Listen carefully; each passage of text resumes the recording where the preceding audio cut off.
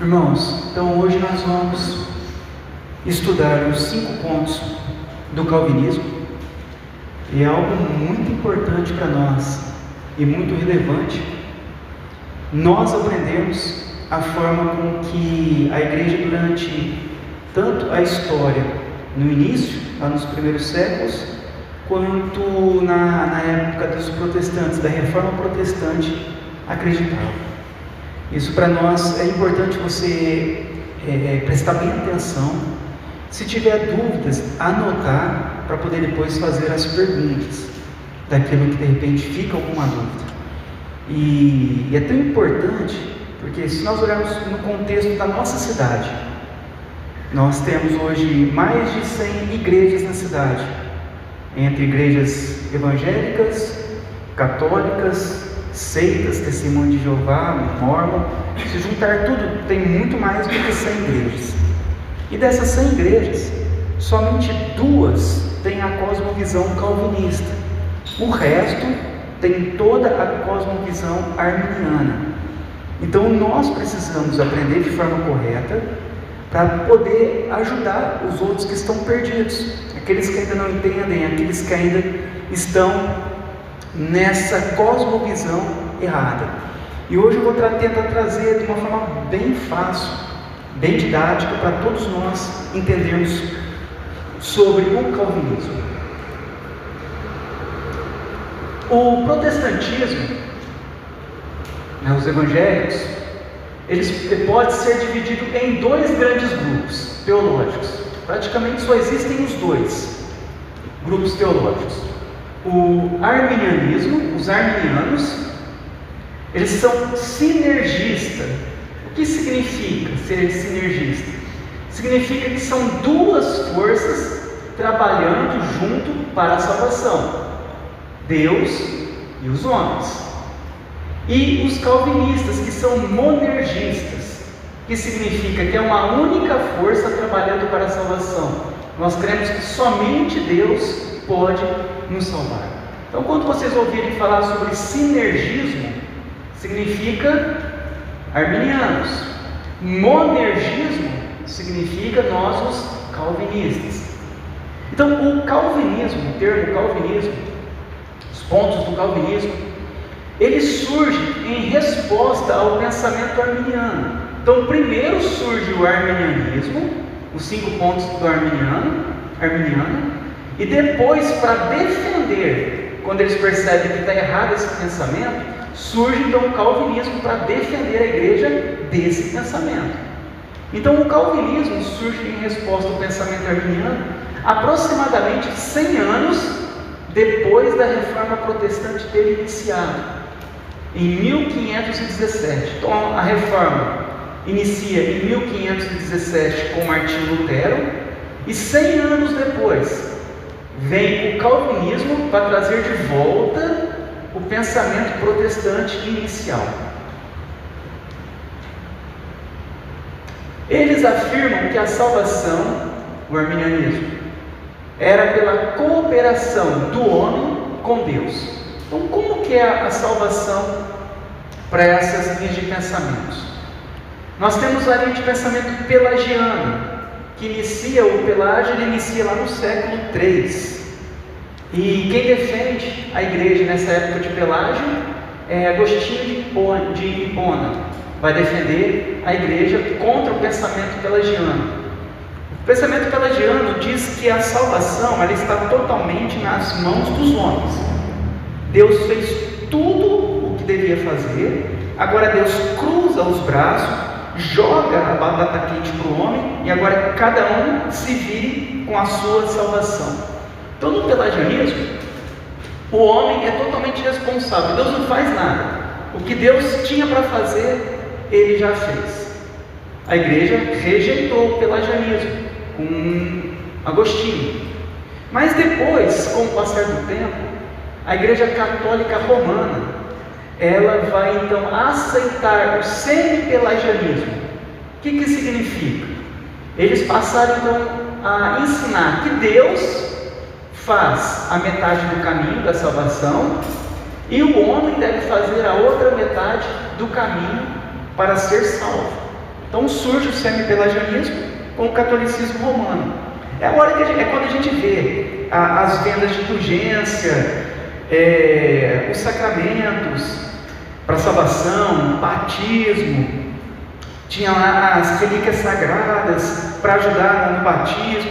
Então você vê que o catolicismo romano foi incorporando um monte de obras para cooperar na salvação com Deus. Então essas obras envolviam muitas vezes o dinheiro, praticamente é o dinheiro que envolvia nessas obras. Mas então o catolicismo romano, eles vão abordar o semi-pelagianismo. Deus faz um tanto, a metade, e o homem faz a outra metade. Após a reforma surge então o pensamento do arminianismo, pensamento de Jacó Arminio. O que ele vai pensar? Qual que é o entendimento? Deus faz quase tudo para que o homem seja salvo, mas o homem precisa de fazer alguma coisa para completar a salvação de Deus. Então surge esse pensamento arminiano, que diz isso: Deus fez quase tudo, 90% foi Deus, mas o homem, ele precisa de fazer a sua parte para então ser salvo. Então quando nós pegamos pelagianismo, semi-pelagianismo ou arminianismo, independente da porcentagem, se é 100%, se é 50% ou se é 10%, independente disso, o que nós percebemos? Que a salvação, de alguma forma, é pela obra humana, seja um pouco, seja muito, seja tudo, mas ali nós vamos perceber o quê? Que para o homem ser salvo, ele precisa de cooperar com Deus, ele precisa de fazer obras, ele precisa de méritos para alcançar a salvação. Então, teoricamente, nós percebemos que há algumas diferenças, mas quando nós colocamos em prática, nós que viemos de igreja arminiana, nós percebemos que não tem diferença. Você precisa de fazer obras, a salvação está nas suas mãos, você pode perder a salvação. Então, na prática, é tudo a mesma coisa. É o homem quem deve se salvar. Nós, que somos uma igreja calvinista, o mesmo pensamento da igreja reformada, o mesmo pensamento de Agostinho, já no primeiro século, quanto a Pelágio, nós entendemos que a salvação, ela pertence 100% a Deus. Deus é o Salvador. O homem não coopera com Deus em sua salvação. Como diz em Jonas 2,9, ao Senhor pertence a salvação. Não pertence a nós, mas pertence a Deus. O que os arminianos, eles então falam? Quais são os 5 pontos do arminianismo? O primeiro ponto do arminianismo é o livre-arbítrio, ou a capacidade humana. Eles ensinam o quê? Que o homem, embora debilitado pela queda, ainda é capaz de escolher o bem espiritual e tomar posse da salvação para si mesmo. Então esse é o primeiro ponto do arminianismo, que o homem, ele tem um livre-arbítrio, apesar da queda, o homem ainda pode escolher por si só e tomar posse da salvação por si. Ele é capaz disso. O segundo ponto, então, vai falar da eleição condicional. Já que o homem pode ser salvo por ele mesmo pode tomar a sua posição, a sua salvação. Então a salvação, ela não está condicionada em Deus, ela está condicionada à escolha do homem. Então é uma eleição condicional. Há uma condição para o homem então ser salvo. Ele precisa de fazer uma escolha, ele precisa de fazer algo para então ser salvo. O terceiro ponto do arminianismo é a redenção universal. Isso é um quebra-cabeça, certo? Então um pensamento vai gerar o outro. O que eles dizem, os arminianos? Que Cristo, ele morreu para salvar todos e ao mesmo tempo ninguém em particular, e só serão realmente salvos os que crerem. Então eles falam da redenção universal. Jesus na cruz, ele morreu por todo mundo, mas ao mesmo tempo, ele não morreu por ninguém em particular. É como se ele dissesse assim: Jesus morreu na cruz, agora vocês resolvem. Quem quiser acreditar vai ser salvo, quem não quiser não vai ser salvo. Se ninguém quiser, ninguém vai ser salvo. Então eles acreditam dessa forma, numa redenção universal, mas ao mesmo tempo ninguém em particular. Se ninguém acreditar, ninguém será salvo. Tá por quê? Tá tudo na mão do homem. É você quem tem que decidir. Isso no pensamento arminiano, não é no nosso não. Ok? Então você vê que está tudo condicionado ao homem. No final, é o homem quem sempre vai decidir. O quarto ponto do arminianismo é a graça resistível. O que significa? Que o homem pode resistir à vontade de Deus em salvá-lo. Então, você vê que a eleição depende do homem, mas se Deus falar, eu vou te salvar, o homem pode falar, não, eu não quero, Deus, quero continuar perdido. Então o homem pode resistir à vontade de Deus, porque está tudo na mão do homem.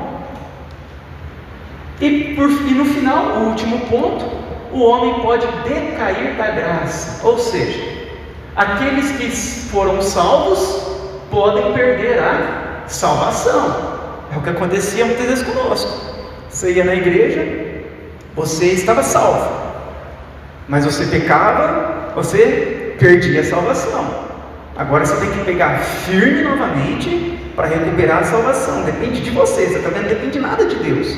É sempre voltado para o homem. Então eles finalizam disso, com o decair da graça. Dentro do pensamento, você tem livre-arbítrio, você faz a sua escolha, está condicionada àquilo que você faz, e no final, se Deus não quiser, mesmo assim, se Deus quiser, mesmo assim você pode resistir, e se você foi salvo, você pode também perder a salvação. Por quê? A salvação do começo ao fim está na mão do homem. Então, qual que é o pensamento? Se o homem tem que tomar a iniciativa em sua salvação, então ele tem que assumir a responsabilidade pelo resultado final. Ou seja, se está nas tuas mãos a sua salvação, você vai ser responsável até no final para conduzir a sua salvação. Eu tenho certeza que se tivesse nas nossas mãos a salvação, nenhum de nós conseguiríamos. Hoje estamos bem, amanhã estamos maus. Hoje somos bons, fazemos o que é certo, amanhã pecamos. Se estiver nas nossas mãos, nenhum homem seria salvo. Mas esse é o pensamento arminiano, que é o mesmo pensamento que nós vamos ver semi-pelagiano no catolicismo romano, ou pelagiano, que no final das contas acaba sendo a mesma coisa. Então, para combater tudo isso, porque a igreja não acreditava assim, não existiam os 5 pontos do calvinismo, mas existia aquilo que a igreja acreditava com relação à salvação.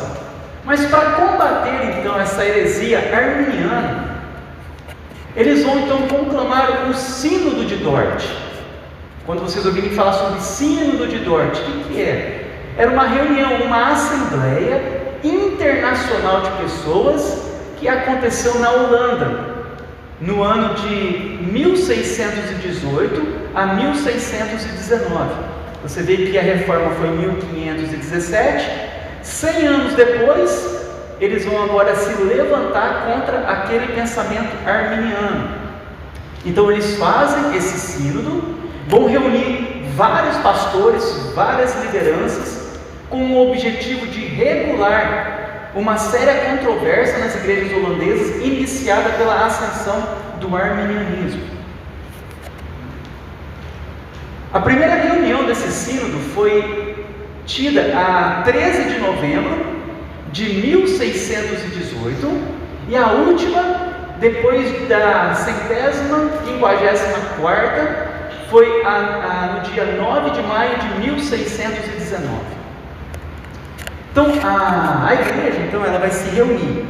Vamos chamar a liderança de várias igrejas, vários delegados, pessoas do direito, e vão reunir essas pessoas lá na Holanda. E essa reunião, ela foi desde o ano de 1618, quase um ano, se reunindo em 154 sessões. Então não foi uma reunião simples. Chegou, vamos discutir, assim, tá certo? Não. Foram 154 reuniões com todas as lideranças das igrejas daquela época protestante, incluindo juízes, advogados, para discutir quem estava certo, né? Então foram convidados também representantes com direito de voto, vindo de 8 países estrangeiros. Então, foram muitas pessoas. E no final do sínodo dessa reunião, Jacó Armínio e seus ensinos haviam sido oficialmente rejeitados pela igreja. Então, aquilo que nós conhecemos hoje, que é aceito por todas as igrejas, na época da Reforma, foi rejeitado como uma heresia pela igreja. Então, aqui foi o sínodo. Não vai talvez dar para ver, eu postei essa imagem para vocês, mas aqui foi onde foram feitos os canones de Dort, que foi uma confissão de fé contra a heresia arminiana, e foram formalmente apresentados à igreja reformada holandesa. Então aqui é o local onde eles se reuniram, nessas 154 sessões, em quase um ano, para debater sobre esse assunto, e no final, eles entenderam que era uma heresia. No Brasil, a maior parte dos arminianos que conhecemos se definem assim somente porque não se simpatiza com a doutrina bíblica da eleição. A maioria deles nunca leu nada sobre Armínio, nem jamais compreendeu a totalidade da sua doutrina.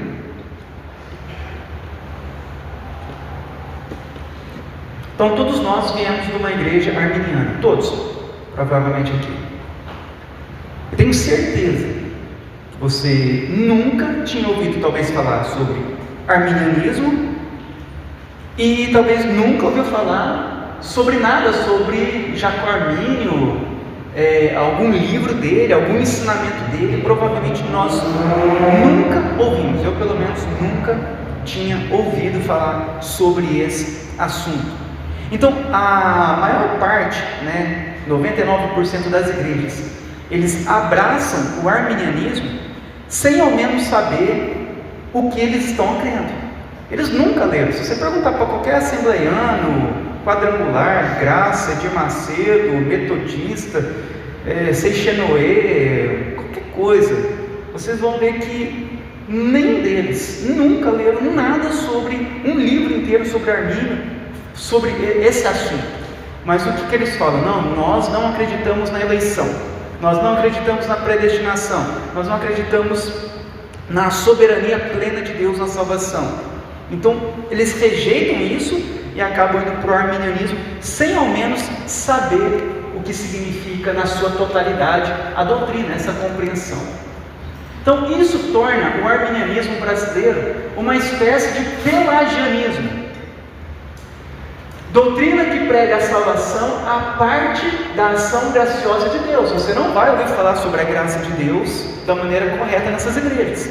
Você vai ouvir falar sobre, se você não dá o dízimo, você está roubando a Deus e você não vai ser salvo. Se você fazer isso, você vai perder a salvação. Se você fazer aquilo, então você vai ouvir nada com relação à doutrina calvinista sobre o que é realmente a graça de Deus. Mas você vai ouvir sobre isso, pelagianismo. É você quem tem que se salvar pelas suas obras. E não somente essa linha de pensamento pelagiana, mas é mesclado com ideias liberais. O que os liberais eles creem? Eles creem a negação da inerrância bíblica. Então os liberais falam que a Bíblia contém erros. É isso que eles pregam. Então, quando a Bíblia fala sobre a eleição, sobre a predestinação ou sobre a soberania de Deus, que são muitos e muitos versículos, eles, diante disso, vão ter que negar a Bíblia, porque está escrito lá, mas eles não creem naquilo que está escrito. Então essas partes, o que eles fazem? Eles tiram, tanto que provavelmente você nunca ouviu falar sobre a palavra predestinação. Eu nunca tinha ouvido falar antes. Predestinação, a eleição de Deus, nunca tínhamos ouvido. Então o que eles fazem? Eles riscam da Bíblia essas partes em que fala sobre isso, para poderem manter o seu pensamento arminiano da salvação por obras na igreja. Então eles usam as ideias liberais. É a mesma coisa, que esse tipo de pensamento ele vai se expandindo. Porque o que ele vai falar? A mulher não pode ser pastora. O que eles fazem? Eles riscam aquilo que a Bíblia fala. Nessa parte você nunca vai ler. Eles nunca vão ler isso na igreja. Na parte que fala sobre as línguas, idiomas, ou falam 1, 2, 3 no máximo, em sequência, que haja intérprete, fique calado, você também nunca vai ouvir. Então eles usam um pensamento liberal. Naquilo que vai contra o que eles creem, eles tiram da Bíblia, eles ocultam da Bíblia. Também é marcado por um extremado humanismo. O que é o humanismo? É que a vontade humana é livre e soberana, capaz de gerar fé salvífica. Então há um humanismo, é o que eles falam, né? Que você vai até Jesus, você precisa de ir até Jesus, tudo conduz para ir até Jesus pelo próprio homem e não pela graça de Deus. Então eles colocam esse extremado humanismo, que a vontade do homem, ela é livre e soberana, é o homem quem decide se salvar. Se ele é salvo ou não, está nas mãos do homem. E por um conceito reducionista de Deus, eles dizem o quê? Deus abriu mão de sua soberania por respeito ao homem. Então você vai perguntar, vocês não creem na soberania de Deus? Ele fala, nós cremos, mas nós cremos que Deus, na sua soberania, Ele colocou isso nas mãos dos homens, entregou a escolha nas mãos dos homens. Deus ele é soberano, mas Deus, ele, por respeito à decisão humana, ele deixou o homem escolher. Então eles vão reduzir Deus. No final, é o homem quem escolhe a salvação. O problema de Armínio é que ele propôs um novo conceito da graça preveniente, dizendo que toda pessoa que é evangelizada tem seu livre arbítrio restaurado, podendo então aceitar Cristo por decisão própria, sem a necessidade da graça especial irresistível, que é o quarto ponto da tulipa, do calvinismo. Tulipa quando fala tulipa é calvinismo. É impossível achar na Bíblia esse conceito de graça preveniente ou graça capacitadora, dada a todos que são evangelizados. Eles dizem que o homem recebe uma capacitação de decidir por crer ou não crer, ou seja, a salvação pertence ao homem. Na Bíblia nós encontramos exatamente o oposto disso, que o homem está morto em seus pecados.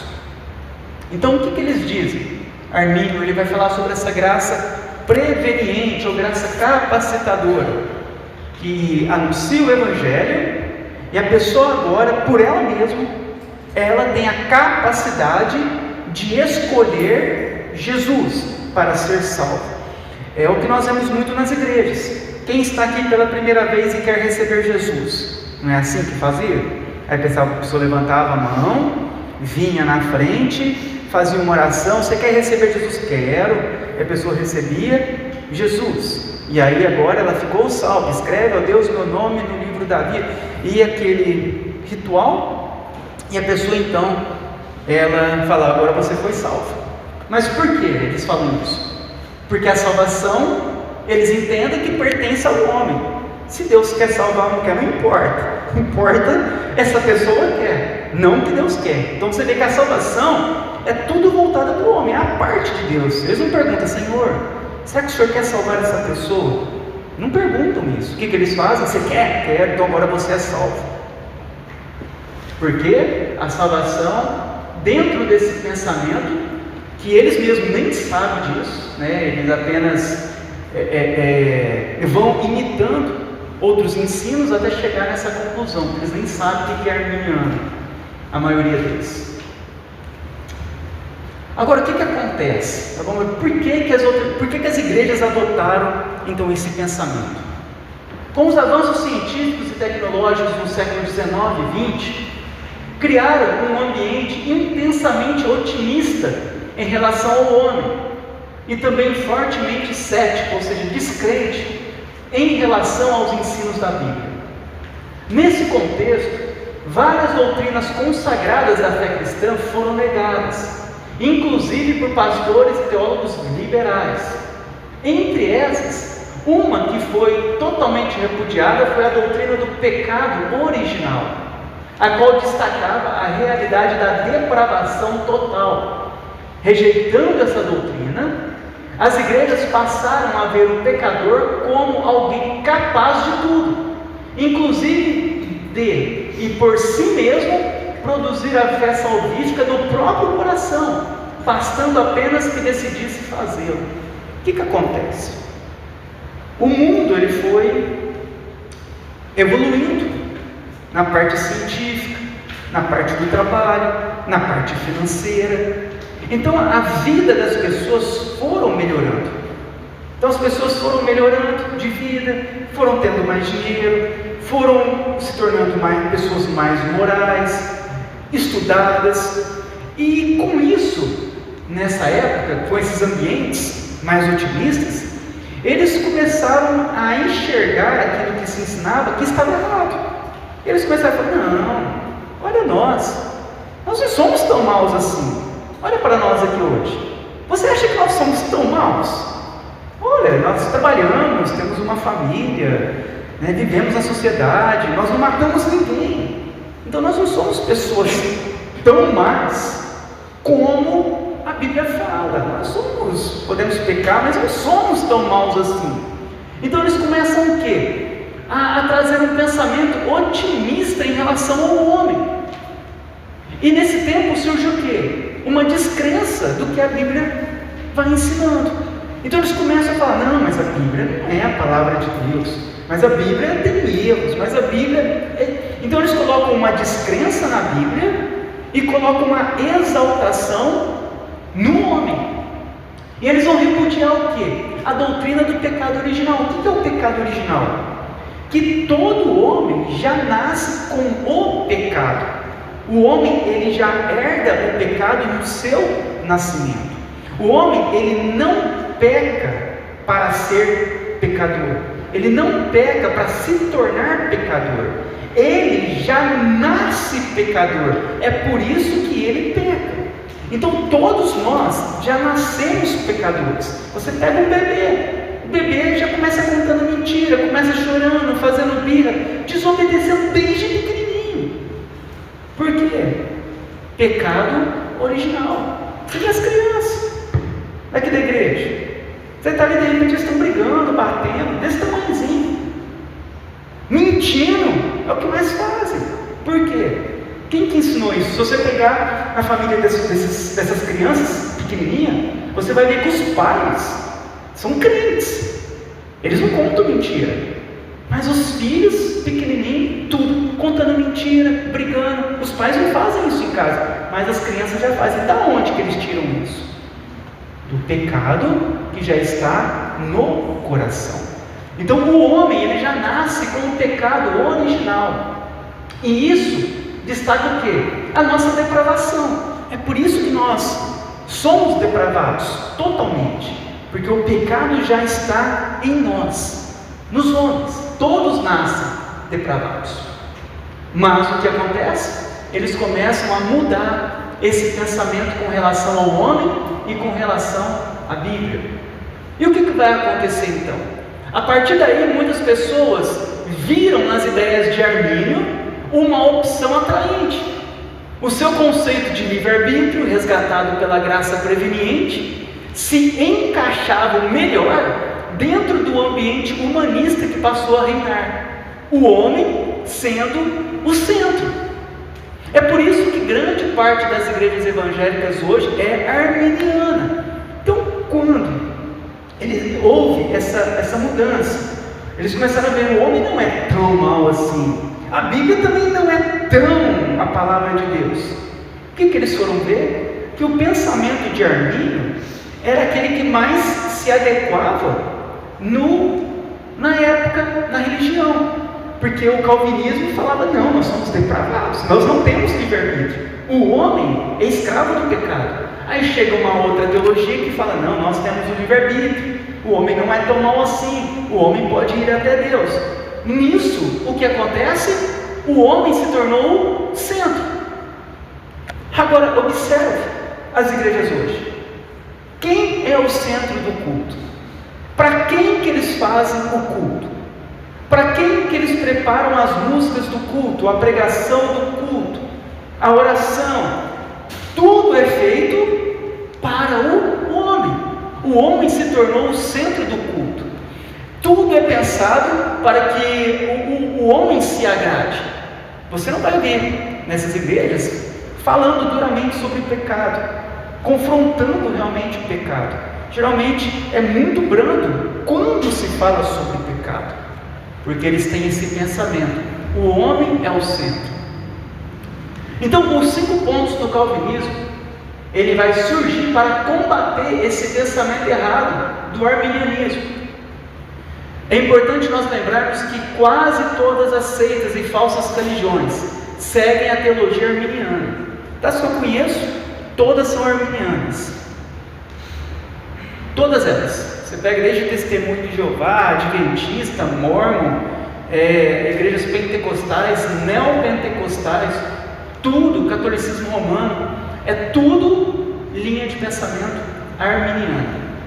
Já o calvinismo é marcado por ser a teologia dos principais teólogos, pastores e missionários da história protestante. Então, se você pesquisar na história, os principais pastores, pregadores, missionários, todos são calvinistas.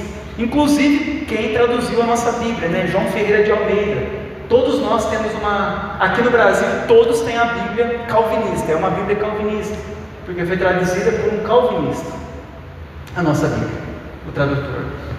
Os melhores comentários, agora no que nós temos de estudos, os melhores comentários bíblicos, as melhores bíblias de estudo e material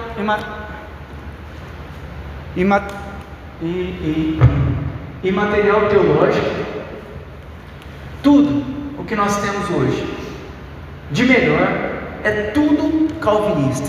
Você não vai encontrar nada de bom de linha teológica, pregadores, pastores de linha arminiana, não encontra. Nos seminários, tudo que tem, os melhores são sempre calvinistas. Então nós vamos ver agora os 5 pontos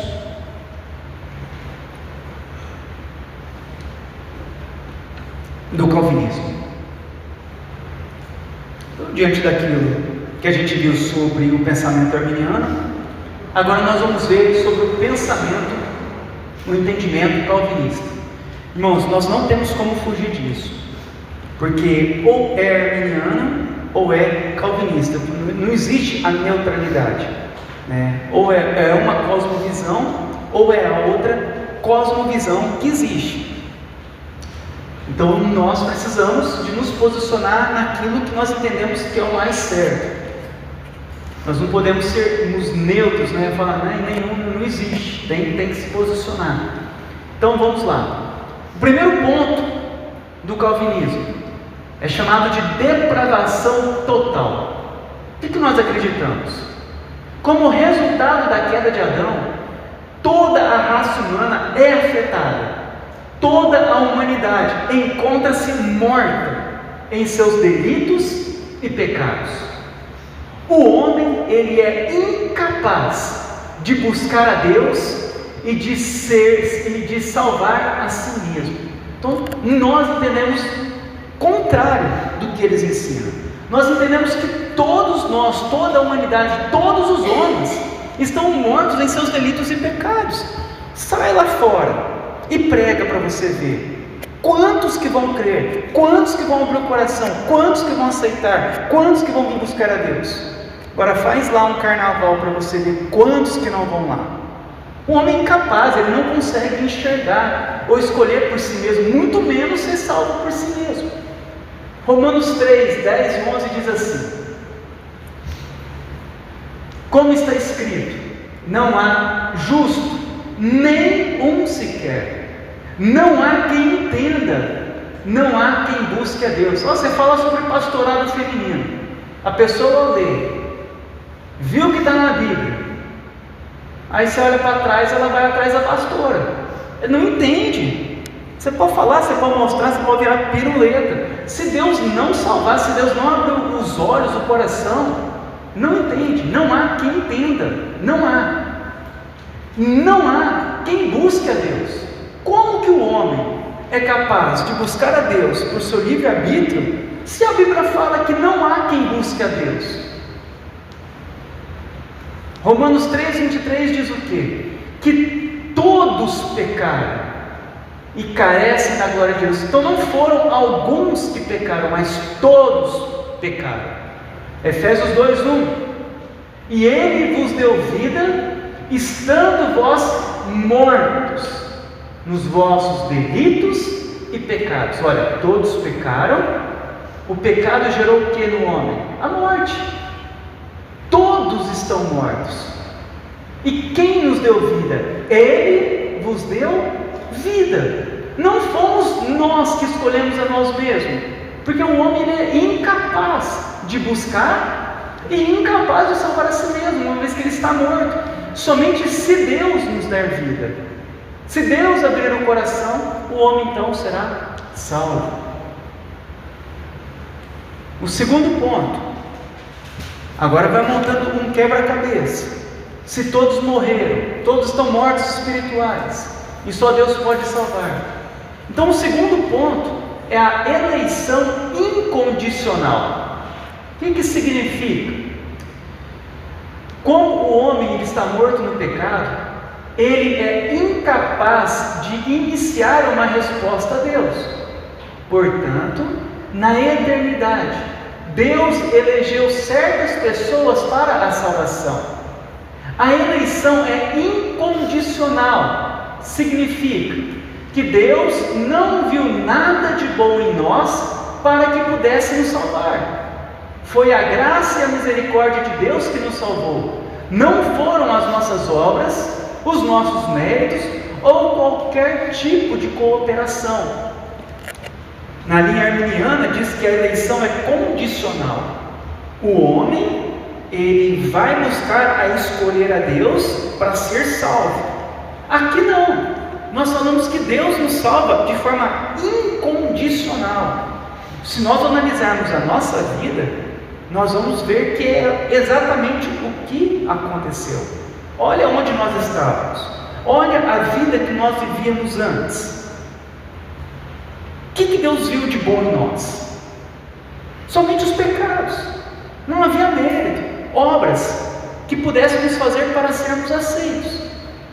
Então, quando Deus ele nos salva por graça e não por condição. O pecador, nós não somos salvos por condições, nós somos salvos por graça. Olha o que diz em João 15,16: não fostes vós quem me escolhestes a mim, pelo contrário, eu vos escolhi a vós outros, e vos designei para que vades e deis frutos, e o vosso fruto permaneça. O arminiano fala que é o homem que escolhe a Deus, mas aqui em João diz o quê? O que Jesus diz? Não fostes vós que me escolheste, fui eu que escolhi. Efésios 1, 4 e 5. Antes da fundação do mundo, Deus nos escolheu nele para sermos santos e irrepreensíveis diante dele. E em amor, ele nos predestinou, nos deu um destino prévio para ele. para sermos adotados como seus filhos, por meio de Jesus Cristo, segundo o propósito da sua vontade. Então, Deus nos escolheu nele, antes de tudo ser criado, e Ele nos predestinou em amor, Ele nos amou, e por isso Ele nos predestinou para Ele. Romanos 9, 11 a 13, falando sobre Jacó e Esaú. E ainda não eram os gêmeos nascidos, nem Jacó e nem Esaú, estavam na barriga da mãe, nem tinham praticado o bem ou o mal, para que o propósito de Deus quanto à eleição prevalecesse, não por obras, mas por aquele que chama. Já fora dito a ela, a mãe deles: o mais velho será servo do mais novo, como está escrito: eu amei Jacó, mas me aborreci de Esaú. Eles não haviam nem sido ainda nascidos, nem tinham praticado nem o bem e nem o mal, não tinham feito nenhum tipo de obras, mas Deus já havia escolhido Jacó ao invés de Esaú. Então nós vemos aqui a eleição incondicional. Quando Deus ama Jacó, Ele não ama Jacó porque Jacó merecia, até porque se Deus tivesse amado Jacó depois que ele nasceu, Deus não amaria ele mais. Era mentiroso, pecador, quantas coisas de errado Jacó não fez? Se Deus tivesse um mérito ou uma obra para amar a ele, para o salvar, nunca aconteceria, porque ele era mau. É por isso que a eleição de Deus não é condicionada às nossas obras, mas à graça. Então Ele ama Jacó e aborrece de Esaú. O terceiro ponto, então, é a expiação limitada.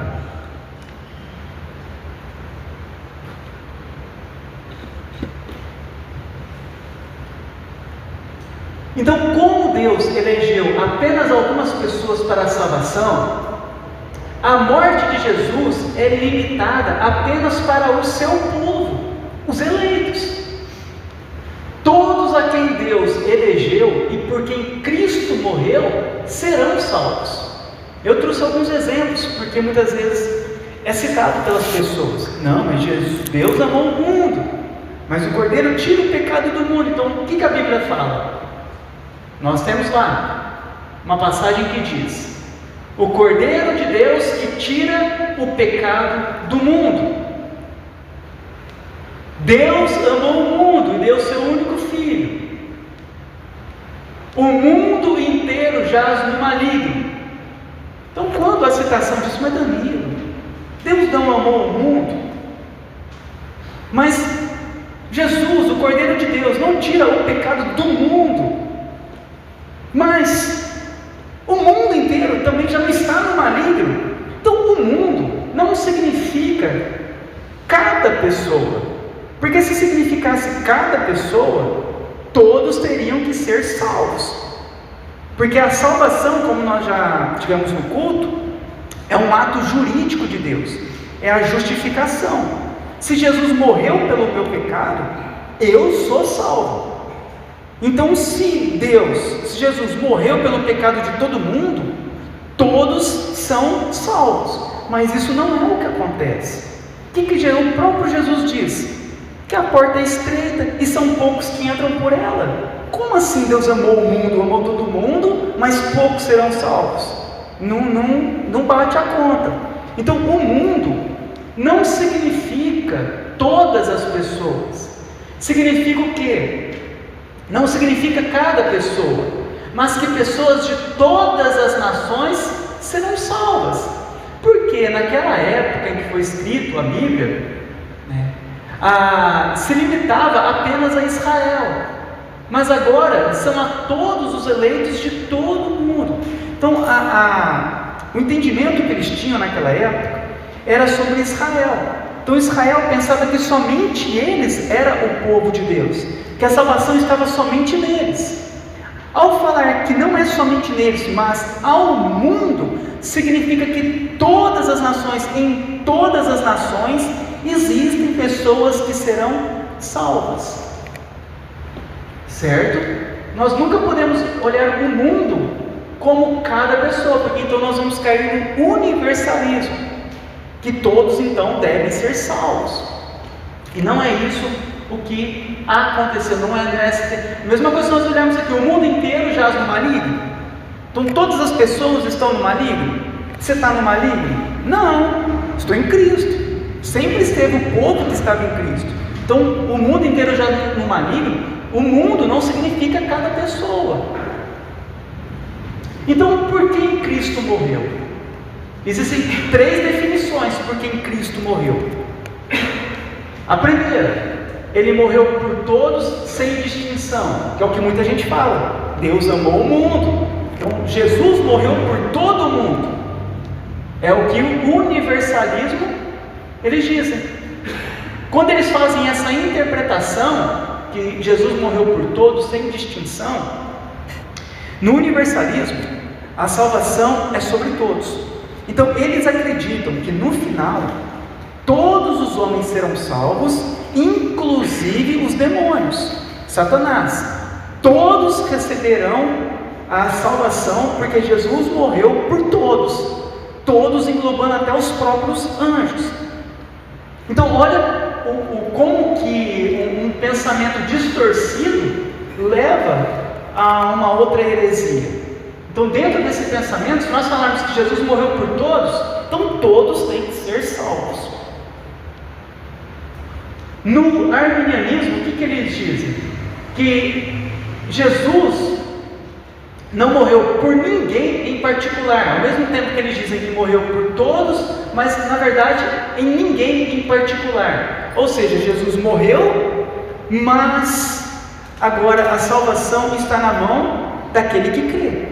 Então jogou a salvação para o homem. Jesus não morreu por ninguém, ele morreu na cruz.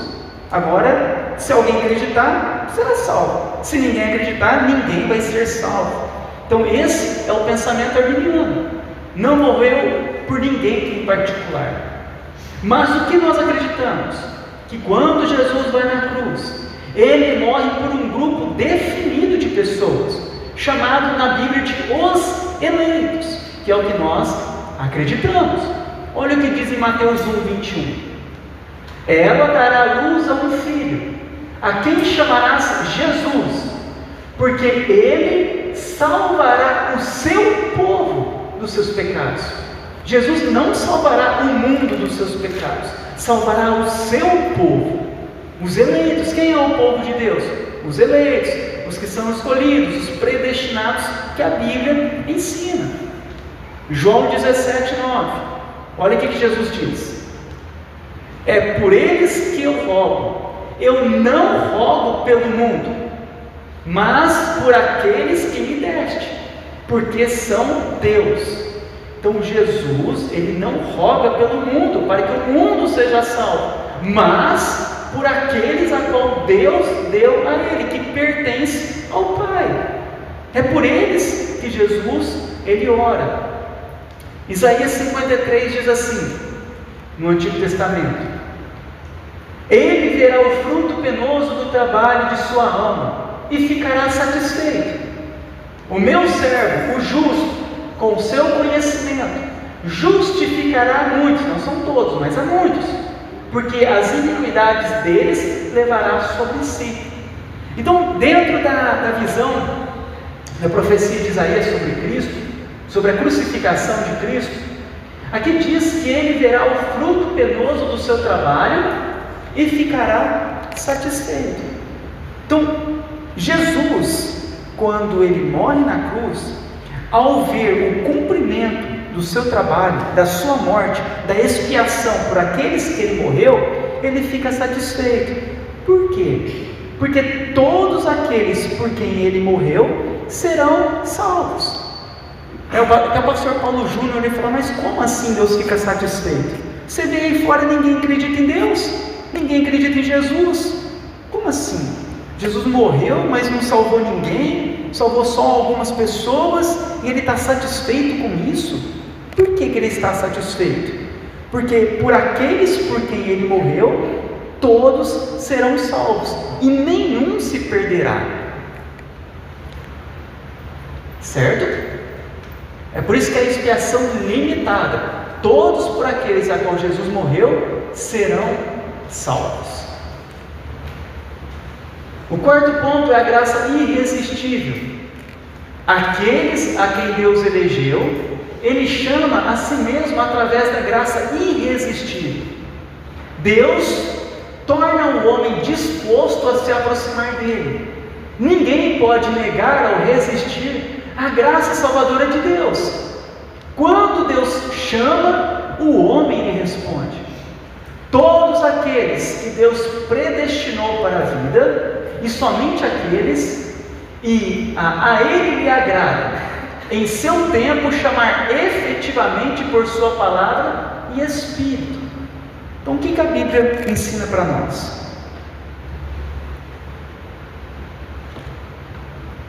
Na graça irresistível, que todos aqueles a qual Deus chamar, eles virão até Ele. Ninguém pode resistir ao chamado de Deus. Olha para nós, olha como que eles vão reduzindo Deus de um lado, ao invés de exaltar a Deus. O arminiano fala que Deus fala alguma coisa, você pode falar não para Deus, e no final prevalece o seu não. Nós falamos, não, vocês não estão conhecendo Deus. Quando Deus fala, tudo acontece. E haja luz, não tinha nada, houve luz. A palavra de Deus, quando Deus fala, quando Deus chama, quando Deus determina alguma coisa, vai sempre prevalecer contra a vontade de quem for. E assim é Deus quem age. Então a graça irresistível é o chamado de Deus sobre os pecadores. Quando Deus chama um pecador realmente, verdadeiramente, ele não resiste, ele vai até Deus. Olha o que diz em João, capítulo 6, 37 e o 44. Todo aquele que o Pai me dá, esse virá a mim. Por isso que Jesus vê, o trabalho dele foi satisfatório, foi perfeito. Porque todo aquele que o Pai deu a ele, esse virá a mim. E o que vem a mim, de modo nenhum o lançarei fora. Então todos aqueles que vão a Cristo, eles nunca serão lançados fora por Cristo. É por isso que não se perde a salvação. Olha agora ele fala no 44. Agora, ninguém pode vir a mim, se o Pai que me enviou não o trouxer, e eu o ressuscitarei no último dia. Da mesma forma, ninguém pode ir até o Pai,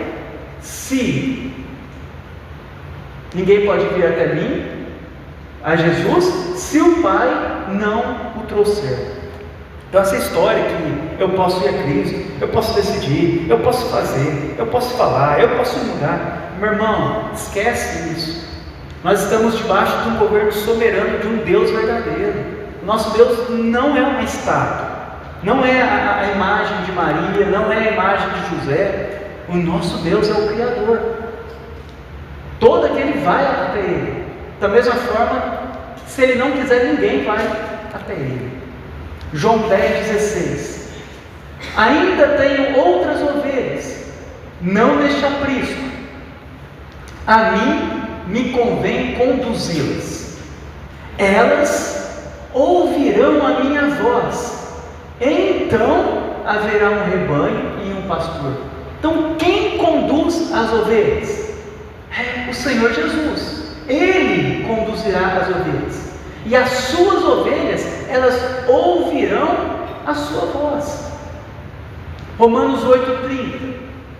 E aos que predestinou, a estes também chamou. Ó chamado, ó a graça irresistível. Se Deus predestinou, meu irmão, Ele chama, Ele vai chamar. E se Ele chamou, esses também Ele justificou, foram perdoados dos seus pecados. E aos que justificou, a esses também glorificou. O chamado é irresistível. Todo que chamou, no final, será glorificado. Imagina, Deus chama Ah, mas eu não quero. Não existe isso. Se Deus predestinou, se Deus chamou, a pessoa, ela irá até Cristo, ela irá até o Senhor. Este é possivelmente um dos pontos mais esperançosos de toda a teologia cristã. Pela sua poderosa graça, nós que fomos escolhidos, seremos glorificados. O quinto e último ponto: a perseverança dos santos.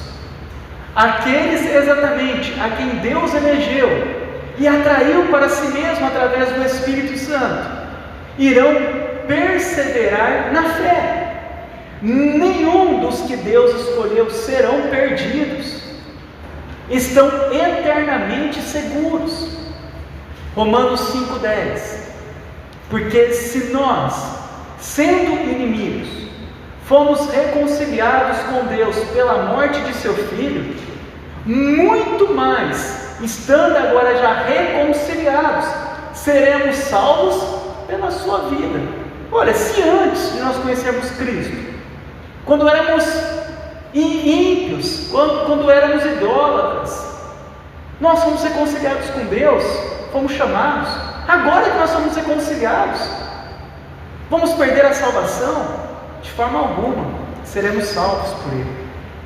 Romanos 8,1: agora, pois, já nenhuma condenação há para os que estão em Cristo Jesus. Não há mais condenação para nós estamos em Cristo. Filipenses 1,6: estou plenamente certo de que aquele que começou a boa obra em vós há de completá-la até o dia de Cristo Jesus. Todos aqueles a qual Deus começou a boa obra, Ele vai finalizar, porque a salvação do começo ao fim está nas mãos de Deus. Lembra-se disso, não está nas nossas mãos. O pensamento arminiano, ele joga a batata quente para o homem: vocês se viram. Nós não, nós entendemos que está na mão do Senhor do começo ao fim. Se desde a eternidade Ele já nos chamou, Ele já nos escolheu, Ele nos chamou pelo Evangelho, Ele mudou o nosso coração, Ele nos deu uma nova vida. Ele vai completar a obra dele em nós, para que Ele receba toda a glória. Não divide a glória dele com ninguém. Então, na soberania de Deus, aqueles que Ele escolheu para a salvação serão sustentados até a sua morte, perseverando na vida de santidade. Os escolhidos, os verdadeiramente salvos, não estou falando aqueles que frequentam a igreja. Tem muitas pessoas que não são salvas e que frequentam a igreja, mas os verdadeiros mesmo salvos, eles perseverarão até o fim, porque serão sustentados pelo próprio Deus. Essa é uma outra grande e esperançosa verdade. Essa perseverança dos santos não depende do nosso livre-arbítrio, mas da imutabilidade do decreto da eleição, que brota do amor livre e imutável de Deus, do Deus Pai. Então faz parte dos decretos eternos de Deus. Se estivesse nas nossas mãos, perderíamos. Mas como o decreto eterno de Deus não muda, Deus não muda, como nós já estudamos, Deus é imutável. Da mesma forma, os seus decretos são imutáveis. E se Deus salvou alguém, essa pessoa, Deus sustentará até o fim, para que ela permaneça salva. Isso é gracioso, né? Saber que Deus vai nos sustentar até o último dia da nossa vida. Você pode dormir em paz, sabendo que você foi salvo, que você está sendo salvo, que você será salvo por Deus, e que ninguém pode te arrebatar das mãos dele. Eu acho que eu tinha uma comparação. Para terminar então, mais do que calvinismo, então a tulip, né, que é no inglês, os 5 pontos do calvinismo, vocês viram que no nosso logotipo tem duas tulipas, né? duas flores vermelhas. Aquelas flores lá são a tulipa, mostrando que nós somos uma igreja calvinista. Então, os 5 pontos do calvinismo não pretende ser um substituto ou uma melhoria da teologia bíblica, mas um reflexo dela. É apenas uma exposição do que já está escrito na Bíblia. Assim, Agostinho, lá dos primeiros séculos, século III, Calvino, na época da Reforma, Dort, depois da Reforma, o símbolo de Dort, eles não inventaram essas doutrinas. O Senhor decretou esses gloriosos 5 pontos, e somente Ele merece glória. Então, explicar a tulipa não é complicado. Nós podemos ver claramente cada um desses 5 pontos em toda a Bíblia. Lembremos, este é o glorioso Evangelho de Jesus. Então, o calvinismo, 5 pontos, é uma exposição do Evangelho de Cristo. Por que os 5 pontos ele fala para nós? Olha, o primeiro ponto, ele fala o quê? Nós somos maus e pecadores, depravação total. Nós não fizemos nada de bom para merecer a salvação, a eleição incondicional. Nós somos pecadores, não fizemos nada de bom. Mesmo assim, Cristo morreu pelos nossos pecados. A expiação limitada, morreu pelos nossos pecados. Nenhum de nós resistimos a essa graça quando Ele nos chamou. O chamado irresistível de Deus. Qual de nós aqui resistimos à graça do Senhor?